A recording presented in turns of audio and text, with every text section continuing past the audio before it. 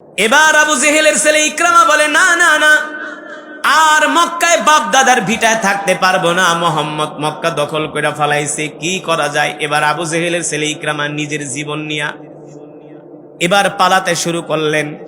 মক্কা থেকে ঘোড়া দৌড়ায়া দৌড়ায়া জর্দানের একটা উপকূলীয় এলাকায় চলে গেলেন আল্লাহ রসুলের হাত থেকে বাঁচার জন্য। বলে, মোহাম্মদ ধরতে পারলে আমাকে একেবারে শেষ করে ফেলবে, ফাঁসির রশিতে ঝুলাবে, মোহাম্মদ আমাকে হত্যা করবে, কারণ আমি আর আমার বাবা দুইজন ছিলাম মোহাম্মদের চির শত্রু। কিন্তু আল্লাহ নবী বিশ্ব নবী মক্কায় ঢুকা বললেন, আজকে আমি সবাইকে সাধারণ ক্ষমা ঘোষণা করলাম। সুবহানাল্লাহ বলবেন না? এই হলো আমার রসুলের মক্কা বিজয়ের ইতিহাস। আর আমরা হইলে কি করতাম? ধর, তুই আমারে কষ্ট দিছস, আজকে তোরে সাইজ করে ফেলাম, তো 14 গোষ্ঠী উদ্ধার করুন। দয়ার নবী, মায়ার নবী মক্কায় ঢুকা ঘোষণা করলেন, আমি রসুল আজকে কারো থেকে কোনো প্রতিশোধ নিব না। সুবহানাল্লাহ বলেন। আবু সুফিয়ানের মতো আল্লাহ রসুলের দুশমন আল্লাহ নবীর কাছে পত্র লিখলেন, মোহাম্মদ, আমি তো তোমার সবচেয়ে বড় দুশমন আবু জেহেলের পরে, তুমিও কি আমাকে ক্ষমা করবে কিনা?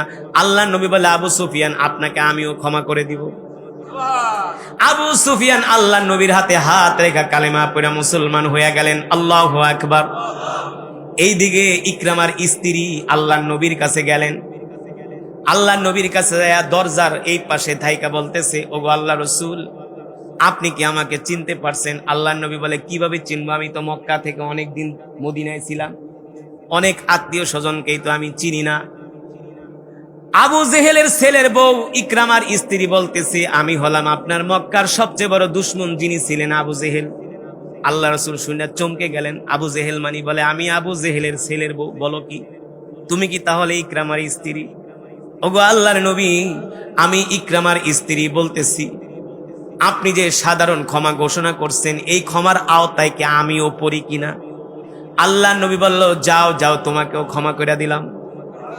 ইকরামার স্ত্রী চিন্তা করলেন, যেই নবীকে আমরা এত কষ্ট দিছি, নিজের বাপ দাদার ভিটা থেকে বের করে দিছি, এত অত্যাচার করছি, ওই নবী আজকে আমাকে ক্ষমা করে দিলেন, তার মানে তিনি দুনিয়ার কোনো সাধারণ মানুষ নয়, তিনি হলেন আল্লাহর নবী, এর মধ্যে কোনো সন্দেহ না। আল্লাহ রসুলের আখলাক দেখা, ইনসাফ দেখা, আল্লাহ রসুলের মায়া ভালোবাসা দেখা, দয়া দেখা আবু জেহেলের স্ত্রী ইকরামা বললেন, ওগো নবী, আপনি যেহেতু আমাকে সাধারণ ক্ষমা ঘোষণা করছেন, আমি আর দেরি করব না, আপনি এখনই আমাকে কালেমা পড়ায় মুসলমান বানায় দেন। আর জোরে বলেন সুবহানাল্লাহ। দেখেন ক্ষমা করলে কি হয়, অনেক সময় ক্ষমা করলেও শত্রু বন্ধুতে পরিণত হয়, শত্রু বন্ধুতে পরিণত হয়। এ কারণে ক্ষমা করবেন, মানুষকে ক্ষমা করবেন, প্রতিশোধ নিবেন না, প্রতিশোধ নিবেন না। গতকাল ফেসবুকে একটা দৃশ্য দেখলাম, পুলিশ একজন আসামিকে ধইরা নিছে। দেখছেন এই ভিডিওটা? পুলিশ একজন আসামিকে ধইরা নিছে। কোর্টে ওঠানোর পরে ওই আসামির ছোট একটা মেয়ে তার কোলে আসছে, আব্বু আব্বু করে। আসামি তার মেয়েটাকে কোলে নিয়ে আদর করতেছে, ওই অবস্থায় পুলিশ অথবা অন্য কেউ ওই আসামির গালে থাপ্পড় মারতেছে। একটা সন্তান যখন একটা বাবার কোলে থাকে, তখন ওই সন্তান মনে করে আমার বাবা হলো পৃথিবীর সবচেয়ে বড় রাজা, হোক সে রিক্সাওয়ালা, হোক সে অপরাধী, হোক সে সমাজের কোনো ছোট একজন মানুষ, কিন্তু প্রত্যেকটা সন্তানের কাছে এক একজন বাবা হলো এক একজন রাজা। সন্তানের সামনে যদি কেউ বাবার গায়ে হাত দেয়, এর চেয়ে কষ্ট আর দুঃখ হতে সে যত বড় অপরাধী হোক। আজকে ইনসাফ, আজকে ক্ষমা মানুষের মধ্যে নাই। আজকের সমাজ হয়ে গেছে ধরো মারো খাও, মারো, তুমি আমাকে মারছো, এখন আমি তোমাকে মারবো, কোনো ক্ষমা নাই। কিন্তু এটা কি আল্লাহ রসুলের আদর্শ ছিল? না। কিন্তু এখানে কথা আছে, আবার সব অপরাধীকেই ক্ষমা করা যাবে না। দেখতে হবে ওরে ক্ষমা করলে কি আমার ইসলামের জন্য, দ্বীনের জন্য কোনো কল্যাণ হবে কিনা, মানুষের কোনো কল্যাণ হবে কিনা। যদি হয় ক্ষমা করা যায়, আর যদি না হয় ওকে উপযুক্ত শাস্তি দিতে হবে। ঠিক কিনা বলেন? আবু জেহেলের ছেলের বউ ইকরামার স্ত্রী বললেন, ওগো আল্লাহর নবী, আপনি যেহেতু আমাকে ক্ষমা করে দিছেন, আমি কালেমা পড়ে মুসলমান হয়ে যাব, আর দেরি করব না। আল্লাহ রসুল খুশি হয়ে গেলেন।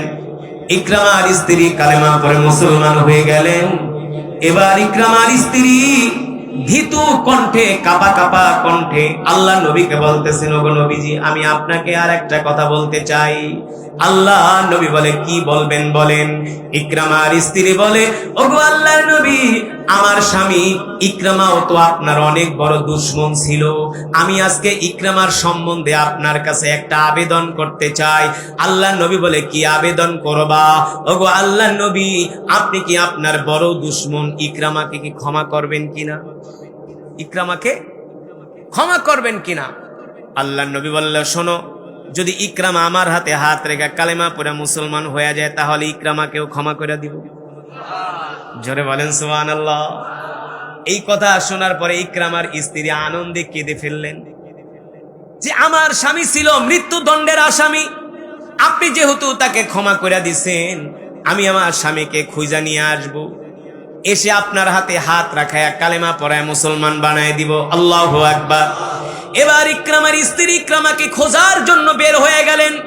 মানুষের কাছে জিজ্ঞেস করলেন, মক্কার মানুষ বলল, শুনছি ইকরামা মক্কা থেকে জর্দানের নদীবর্তী এলাকায় চলে গেছে, সেখান থেকে নদী পার হয়ে অন্য কোনো দেশে সে দেশান্তর হয়ে যাবে, সে আর মক্কায় আসবে না।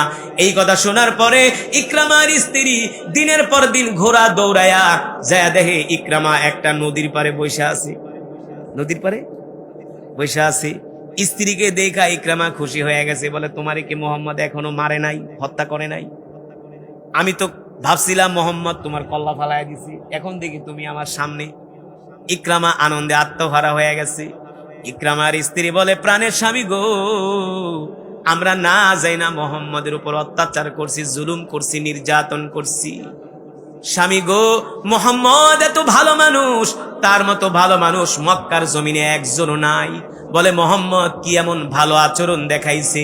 ইকরামার স্ত্রী বলে, ওগো প্রাণের স্বামী, আল্লাহর নবী মুহাম্মদ সাল্লাল্লাহু আলাইহি সাল্লাম শুধু ভালো আচরণ দেখায় নাই, মুহাম্মদ সাল্লাল্লাহু আলাইহি সাল্লাম আমাকেও ক্ষমা করে দিয়েছে। শুধু আমাকেই ক্ষমা করে নাই, আপনাকেও ক্ষমা করে দিয়েছে। ইকরামাকে বলো কি, আমারে ক্ষমা করে দিছে মানে আমি তো এক নাম্বার আসামি, আমি তো মৃত্যুদণ্ডের আসামি। বলে, আপনি আসামি হইতে পারেন মুহাম্মদের আদালতে, কিন্তু মুহাম্মদ আল্লাহর নবী, তিনি আপনাকে ক্ষমা করে দিছে। চলেন আমার সাথে, আপনাকে আল্লাহ রসুলের কাছে নিয়ে যাই। আপনি আল্লাহ রসুলের হাতে হাত রেখে কালেমা পড়ে মুসলমান হয়ে যাবেন। ইকরামাকে আমি এক বাক্যে স্বীকার করে নিছি, আমি মুসলমান হয়ে যাব। এবার স্বামী স্ত্রী দুইজনে মিলে আল্লাহ রসুলের কাছে যাইতেছে। ইকরামা লজ্জা পাইতেছে, লজ্জা, ভয়, আতঙ্ক, উৎকণ্ঠার মধ্যে আছে যে লোকটারে এত কষ্ট দিছি, ওই লোকটার সামনে কেমনে চেহারা দেখাবো, একটা লজ্জা হয় না? নিজেই অনুতপ্ত, লজ্জিত। বলে, আজকে যদি মোহাম্মদ আমার কল্লা ফালায় দেয়, কিছু করার নাই।